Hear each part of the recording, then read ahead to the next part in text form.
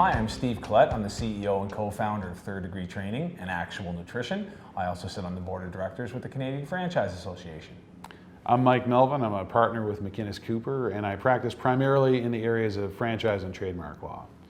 You know, Steve, in my practice, one of the things I assist a lot of my clients with is managing disputes with franchisees.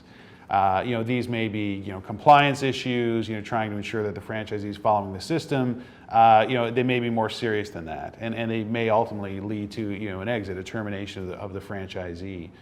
One of the things I've found in my practice is that, franchisors sometimes are a little bit late to the game in terms of calling their lawyer in to help manage these disputes. And I wanted to get your thoughts about when you think is the appropriate time to involve a lawyer. That's a great question. I would recommend, especially as an early stage franchisor who isn't experienced in that, is pretty much doing it from the get-go. You don't want to do something or make a mistake that could come back. And if you have your lawyer involved with you from the get-go, anytime there's a dispute, you're always advised properly and you can never get into that kind of loophole. So in short, right from the start. I think that's good advice. One of the things I've encountered from time to time is, you'll get kind of the 911 call from the client, and it's come to, an inflection point. Something needs to be done, maybe a termination or some other remedy or action, but the file hasn't been papered properly. Maybe there's no history of what exactly the franchisee has done. How many times they've been given an opportunity to fix the problem, what kind of assistance the franchisor has tried to give them, which is also a very important thing to be able to prove.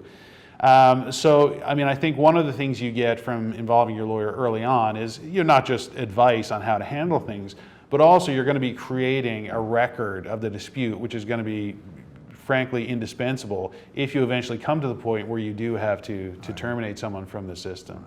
You can also get advice on things like, the degree of your response. And I think one of the things we've spoken about at times in the past is just that when you're the founder of the company, it can be very emotional, right? Someone's playing with your brand, your baby, essentially.